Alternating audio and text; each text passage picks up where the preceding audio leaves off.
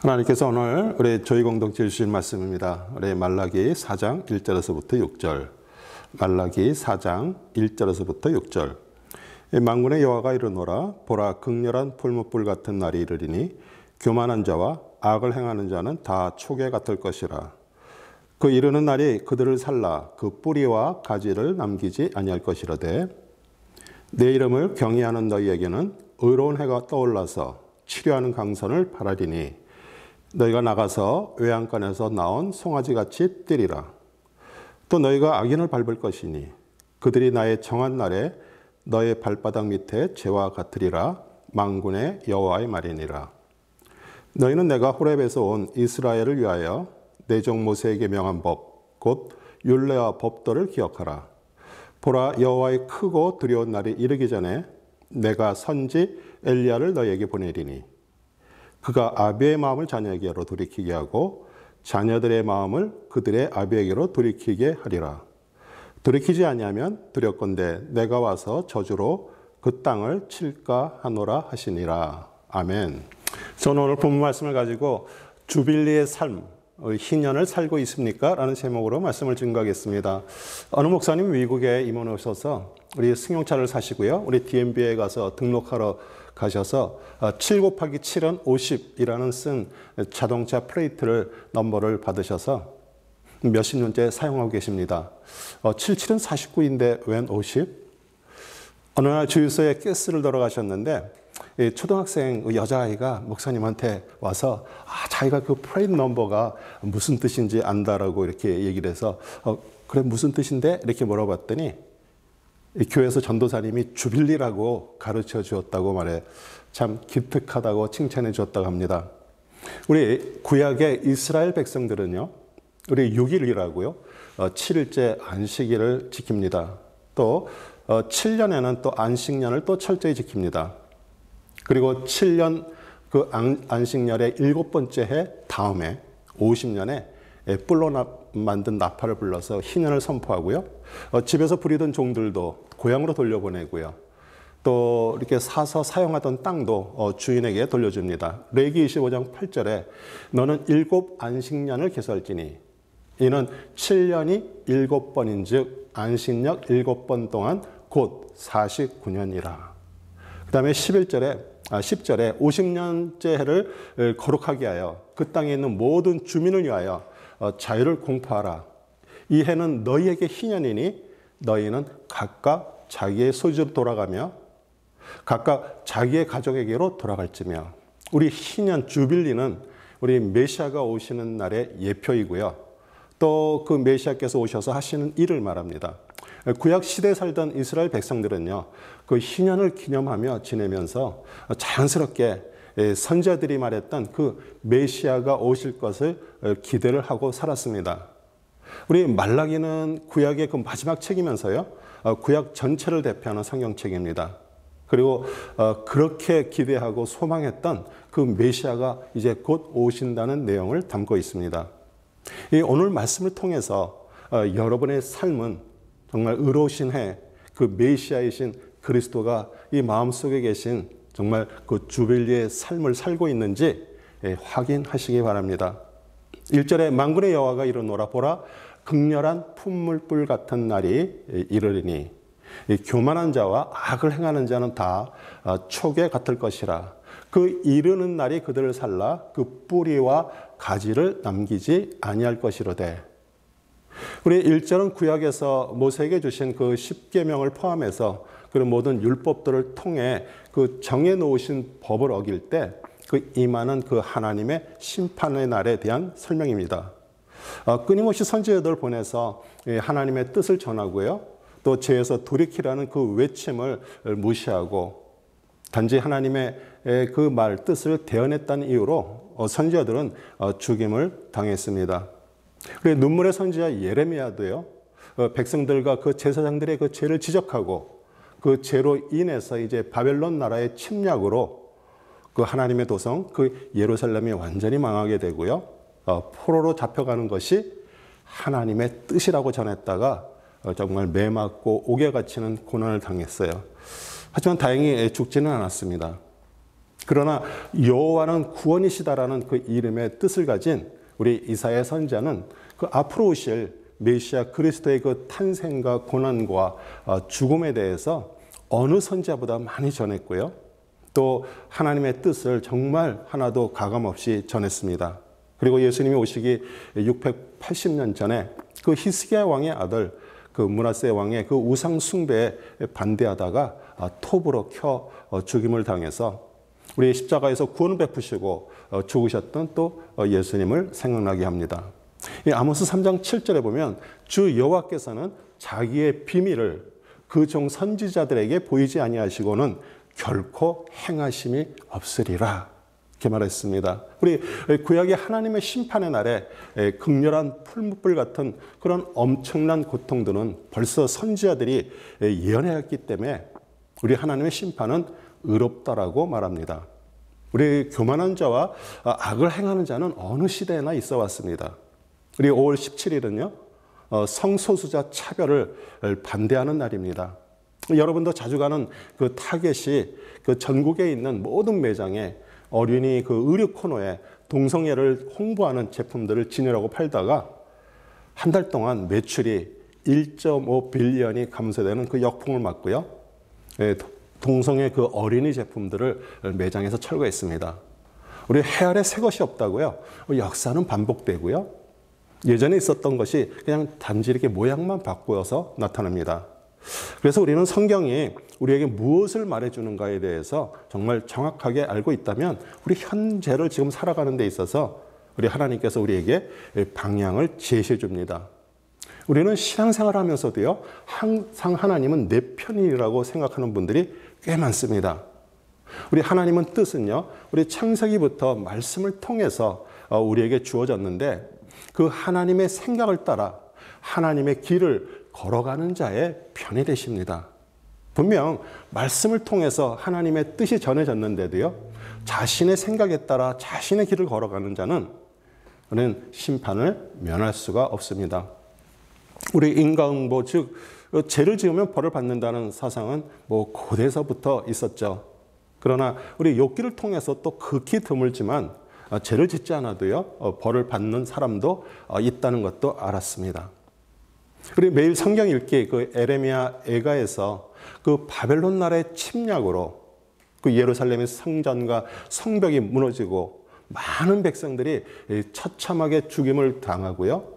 그 포로로 잡혀간 것을 정말 애통하며 울고 있는 그 에레미야에게 하나님께서 하시는 말씀은요, 하나님은 사랑이시다라는 우리의 그 고정관념을 깨고요, 정신이 정말 번쩍 들게 만드십니다.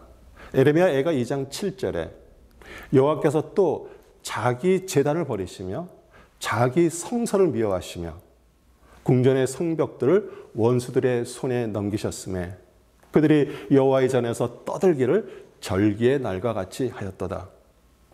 우리 여호와께서 자신의 제단, 자신의 성서를 버리시고 미워하신다라고 말씀하십니다. 우리 하나님의 택한 백성이라도요, 그 하나님을 떠나서 우상 숭배를 하고 그 법으로 정한 그 규례를 떠나 죄를 짓고 있다면 하나님께 제사를 지내던 제단이나 성전은 사실 하나의 껍데기에 불과하기 때문에 우리 대적자들의 손을 통해서 부셔버리고요, 이방인들에게 그냥 헐어버리게 내버려 두십니다. 우리 죄에서 떠나고 회개를 하지 않으면 하나님은 절대로 내 편이 되거나 사랑이 되지 않으십니다. 우리 동성애에 대해서 말했는데요, 아이러니는요, 그 하나님의 택한 백성이고요, 또 소돔과 고모라의 그 멸망의 역사를 경험했으며 정말 하나님의 말씀, 그 율법을 받은 그 이스라엘에 있는 텔아비브에서 이스라엘 그 관광청의 그 지원을 받으며 매년 30만 명 이상이 참석하는 세계에서 제일 큰 동성애 축제가 열린다는 사실입니다. 우리 집 대문이나 강공서 문 입구에 신명기 6장 5절 너는 마음을 다하고 성품을 다하고 또 힘을 다하여 내 하나님 여호와를 사랑하라 라는 그 문구가 적힌 그 양피지를 넣은 새로 만든 그 메주자를 붙이고요, 들어갈 때나 나올 때마다 손으로 새가 달아질 정도로 만져도요, 아직 구약의 심판의 시대를 벗어나지 못했습니다. 오늘 2절에 내 이름을 경외한 너희에게 의로운 해가 떠올라서 치료하는 강선을 바라리니 너희가 나가서 외양간에서 나온 송아지 같이 뛰리라. 우리 경외하는 우리 히브리 단어 야레는요, 무서워하다, 두려워하다는 뜻으로 이 번역이 조금 희석돼서 우리에게 전달됩니다. 이 하나님의 이름을 두려워하는 자, 하나님의 말씀에 떨고 순종하는 자, 하나님의 생각과 하나님의 길을 걷기로 마음을 정한 자에게 의로운 해, 희년, 주빌리를 주십니다. 하나님은 캄캄한 어둠을 뚫고 솟아오르는 그 태양과 같이 빛의 근원이신 메시아 그리스도를 보내셔서 우리 구약 시대와 신약 시대를 나누십니다. 우리 태양이 떠오르지 않는다면 정말 칠흑 같은 그 어둠뿐만 아니라 그 추위로 인해서 사람을 포함해서 모든 지구상에 있는 동식물들이 다 얼어 죽습니다. 그 의로운 해이신 그리스도는 첫째 빛이십니다. 우리 시편 27편 1절, 여호와는 나의 빛이요 나의 구원이시니 내가 누구를 두려워하리요. 여호와는 내 생명의 능력이시니 내가 누구를 무서워하리요. 이 빛은 히브리 단어로 오르인데요, 우리 생명, 하나님, 예수 그리스도 말씀이 있는데 여러분의 머리 생각에 그 빛, 하나님을 아는 지식이 들어와서 생명이 되게 됩니다. 우리 그렇게 될 때 우리의 존재 자체가 변해지고요. 여러분이 그 머리에 그 빛이신 예수 그리스도, 즉 그 말씀이 들어올 때 그리스도께서 여러분의 머리가 되시고요. 여러분을 다스리십니다. 이것이 그 하나님 나라의 통치를 받는 그 왕의 다스림이고요. 성경은 그것이 진정한 복이라고 말씀하십니다. 우리 여기까지는 아는 것은 지식입니다. 그리스도의 빛이 여러분 안에 숨겨진 죄악들을 비추어서 드러내기를 원하십니까? 혹시 자신이 그 하나님의 믿음의 사람처럼 보이려고 주님이 진짜 원하시는 것, 그 마음속에 숨겨져 있는 그 죄악을 드러내서 없애는 그 회개는 하지 않고요. 교회 와서 봉사하고요. 헌금하고요. 전도로 하는 그냥 겉으로 하는 행위로 대체하고 있지는 않습니까? 죄를 인정하는 회개는요, 항상 우리를 그 예수님의 그 십자가의 속죄로 떠오르게 하고요. 그 속죄로 인해서 그 하나님과의 관계가 회복된 것에 감사를 하게 만듭니다. 교회가 세상 사람들에게 개독교 소리일 정도로 이렇게 변절된 것은 그 본질 말씀에 충실하지 않고요. 우리 성도들에게 교회 생활을 강조하고요. 우리 목회자부터 그 하나님과의 관계보다는 어떻게 하면 더 멋있게 위대하게 사역을 잘하는 것에 그 초점이 맞춰 있기 때문입니다. 사실 그것 자체가 벌써 구약시대 종교적 산물입니다. 둘째, 그리스도는 치유하십니다. 우리 치유라고 말하면 우리 육신의 병을 치유하는 것을 우리는 먼저 생각하지만요. 더 중요한 것은 마음의 병을 치유하는 것이고요. 그 마음의 병이 치유가 될 때 우리는 육신의 병도 치유됨을 믿으시기 바랍니다. 우리 이사야 선지자가 메시아가 오셔서 하실 사역을 예언한 것이 우리 이사야서 61장 1절에서 3절입니다. 우리 예수님께서 갈릴리에 있는 그런 한 해당에 가셨는데 그 해당장이 벌써 이사야 그 두루마리를 펼쳐 놓으셨고요. 자신이 선지자들이 말한 그 메시아 그리스도이심을 말씀을 찾아서 읽으시고 증명하셨습니다. 누가복음 4장 18절 19절입니다. 주의 성령이 내게 임하셨으니 이는 가난한 자에게 복음을 전하게 하시려고 내게 기름을 부으시고 나를 보내사 포로된 자에게 자유를, 눈먼 자에게 다시 보게 함을 전파하며 눌린 자를 자유케 하고 주의 은혜의 해를 전파하게 하려 하심이라 했더라. 아멘. 우리 세상 사람들, 우리 하나님을 믿지 않는 사람들만 그 어디에 포로가 되어 있고요. 그 영적인 눈이 감겨져 있고요. 또 스트레스를 받아서 그 눌려 있는 것이 아니라 우리 교회 안에도요.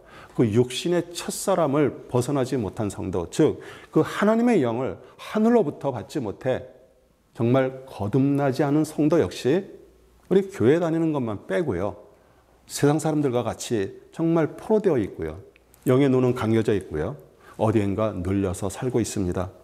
오늘 하나님께서 오늘 이 말씀이 여러분의 귀에 정말 들리게 하시는가 한번 곰곰이 생각해 보시기 바랍니다. 우리가 언제 막 가난해질까요? 우리 자신의 힘으로 열심히 신앙생활을 해도요, 우리 안에 욕심, 미움, 질투가 여전히 마음속에 있고요. 우리의 삶은 바뀌지 않고요. 항상 주위 사람이 문제라고 생각하면서 자신이 원하는 자기 믿음대로 살아가다가 어느 날 이렇게 사는 것이 아닌데 하는 그런 생각이 들 때 우리는 마음이 가난해집니다. 그리고 회개가 일어나고요. 하늘로부터 정말 성령이 임하고 삶이 변하기 시작합니다. 우리 시편 119편 71절 고난당한 것이 내게 유익이라 이로 말미암아 내가 주의 율례를 배우게 되었나이다. 우리 성도는 고난이 없으면요, 주의 뜻을 깨닫지 못합니다. 그래서 힘들게 하는 가정에 또 남편, 아내, 자식들을 허락하셔서 깨닫게 하시려고 우리를 훈련시킵니다. 우리 반대로 말하면요, 심성이 착하거나 모든 것을 이해하는 정말 순종하는 아내나 남편, 자녀들 등 사람들의 그 마음이 점점 완악해져서 깨지지도 않게 합니다. 하나님도 하실 수 없게 내버려 두고요, 그 상대방에게 정말 고난을 겪게 하십니다. 우리 예전에 병원에서 그 물약을 주면서 약을 잘 흔들어서 복용하라고 말합니다.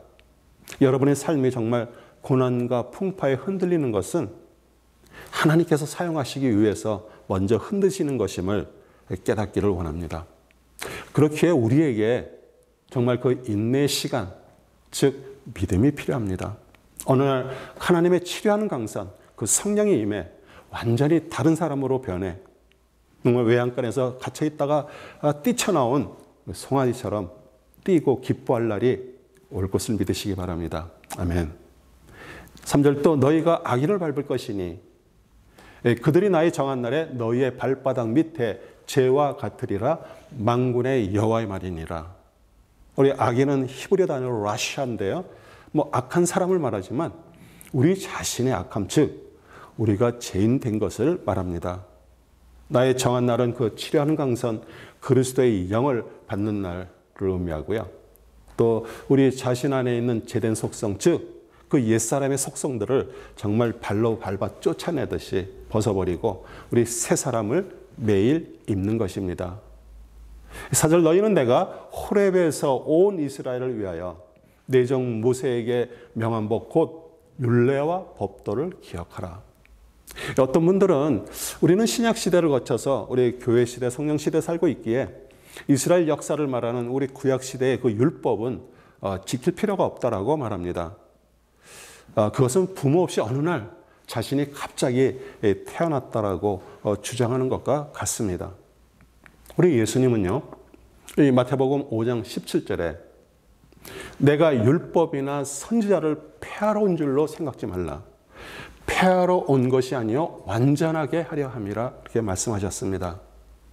우리 모세가 시내산에서 하나님께 받은 그 율법은요, 이 사람이 우리 겉으로 지킬 수 있지만 그 마음속으로 지키지 못하고요, 그 겉으로 외식하는 것을 정말 안타까워서 그 율법의 속을 채우러 우리 예수님께서 오셨습니다.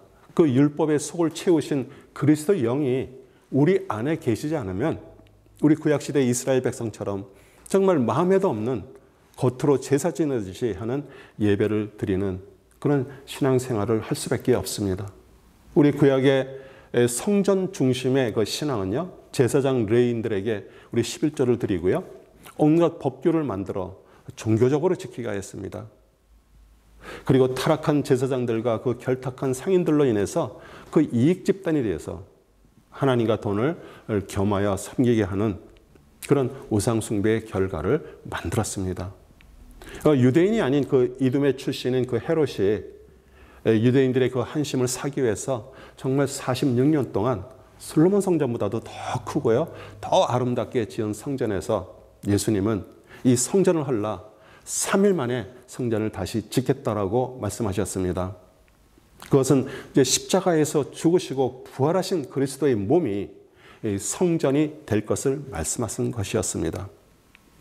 그리스도를 받아서 그 하나님의 자녀가 된 성도는요, 그리스도의 영이 계신 성령의 전입니다. 우리 구원받은 성도는 성령님이 거하시는 성전이라고 설교하고 가르치면서도요, 구약시대처럼 11조를 강조하고요, 헌금 많이 내고 교회에서 봉사, 예배 열심히 성도들에게 정말 계급을 부여하듯이 장로, 안수집사, 권사를 주어 그들이 보통 성도들 위해 군림하려 한다면 아직 구약 시대를 벗어나지 못했습니다. 순종의 모조품은 열심입니다. 하나님은 우리에게 정말 말씀에 순종함으로써 변화된 삶을 살기를 원하는데 자신의 그 외적인 열심을 가지고요, 기도하고요, 봉사하고 헌금하면서 하나님께 순종하는 것처럼 자신도 속고 남도 속입니다. 참 두려운 일입니다. 5절에서 6절 보라 여호와의 크고 두려운 날이 이르기 전에 내가 선지 엘리야를 너희에게 보내리니 그가 아비의 마음을 자녀에게로 돌이키게 하고 자녀들의 마음을 그들의 아비에게로 돌이키려 하리라. 돌이키지 아니하면 두렵건대 내가 와서 저주로 그 땅을 칠까 하노라 하시니라. 우리 말라기에서 말하는 그 선지 엘리야를요, 메시아로 오신 그 예수님께서 침례 요한이라고 말씀하셨습니다. 우리 마태복음 11장 10절 기록된 바 보라 내가 내 사자를 내 앞에 보내노니 그가 내 길을 내 앞에서 준비하리라 하신 것이 이 사람에 대한 말씀이니라. 우리 침례 요한은요, 말라기 마지막에서 하신 그 말씀을 성취하러 광야에서 외치는 소리로 왔습니다. 누가복음 3장 7절 8절 요한이 세례 받으러 나오는 무리에게 이르되 독사의 자식들아 누가 너희에게 일러 장차 올 진노를 피하라 하더냐. 그러므로 회개에 합당한 열매를 맺고 속으로 아브라함이 우리 조상이라 말하지 말라. 내가 너에게 이르노니 하나님이 능히 이 돌들로도 아브라함의 자손이 되게 하시리라. 우리 새로운 시대 그 메시아의 날이 왔는데도요, 우리 육신의 조상 아브라함을 믿으니 자신들은 택한 천국 백성이라는 생각을 버리라고 외칩니다. 그리고 회개하라, 천국이 가까이 왔고 예수 그리스도께서 이제 오셨기 때문에 그를 믿으라고 말하고 있습니다. 우리 아비의 마음을 자녀에게로, 자녀들의 마음을 아비에게로 돌이키라. 이게 무슨 뜻일까요? 우리 아버지 마음은요, 자신이 아버지가 돼야 알 수 있습니다.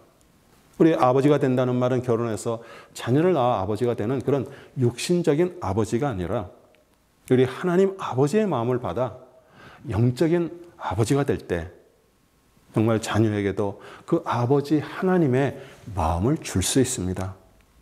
그리고 아버지 하나님의 마음을 받은 자녀는요, 당연히 그 마음이 아버지 하나님께로 향하게 됩니다. 우리 사랑하는 성도 여러분, 여러분에게 희년 그 주빌리가 개인적으로 임했습니까? 우리 성령 하나님이신 그리스도의 마음을 받았습니까? 아니면 아직 그 메시아가 오시기 전 구약에 살고 있는 유대인들처럼 교회에 와서 형식적으로 겉으로 하는 그런 종교적인 교회 생활을 하고 있지는 않습니까? 메시아 그리스도가 벌써 오셨다는 것을 믿지 않기에 우리 유대인들은요, 그 무슬림이 점령하고 있는 그 성전산에 있는 그 이슬람의 그 황금 사원 그 지하에 제3성전을 세울 계획을 세우고 있습니다. 우리 부활하신 그리스도가 성전이고요. 거룩한 성령 그 희년을 받은 우리 성전된 성도에게 능력이 임했고요. 안식 평화가 임했습니다. 우리 말라기 선자가 앞으로 오실 그 메시아의 날 희년이 올 것을 예언하고요. 암흑과 같은 그런 세월이 흘렀습니다. 그 빛이 없었기에 그 예수님의 탄생으로 의로운 해 그리스도의 빛은요, 더욱 밝게 강하게 빛났습니다. 빛은 순간적으로 비치고요, 깨달음도 찰나적으로 임합니다. 여러분의 삶이 지금 칠흑 같은 그런 고난과 고통의 시간을 지나고 계십니까? 먼저 이 어두움이 자신 안에 죄로 인한 것이라면 그 죄를 인정하시기 바랍니다. 그리고 마음이 찢어지도록 가난해지는 그런 회개의 시간을 가지시기 바랍니다. 어둠이 깊어가면 갈수록 우리 성도에게 정말 의로운 해, 치료하는 강사는 더욱더 밝게 빛날 것입니다. 지금 그 주빌리의 밝은 빛이 영안에 비치시기를 우리 주 예수 그리스도의 이름으로 축복하고 기도합니다. 아멘.